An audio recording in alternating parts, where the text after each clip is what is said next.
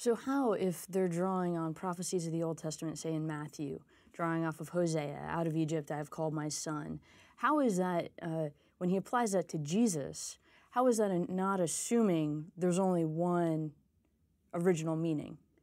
Well, it's that's one of those classic passages that people point to, because Hosea 11:1 says, "Out of Egypt did I call my son," and clearly from reading Hosea chapter 11, Hosea the prophet was talking about the nation of Israel coming out of Egypt. It wasn't even a prediction, okay? Right.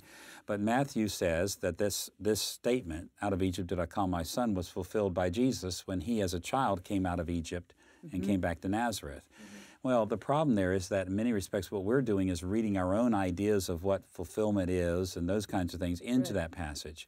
And what you have to do is set Hosea within its larger context of what Israel represented for him as the people of God, and then think of Matthew and what Jesus represented for him as the King of the Jews, okay, and how kings act on behalf of their nations and those kinds of things.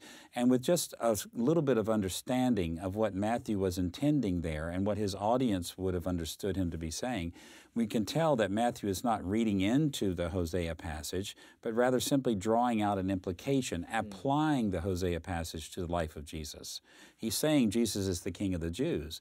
And so he notices that Jesus actually went through the kind of experience that the Jews themselves went through.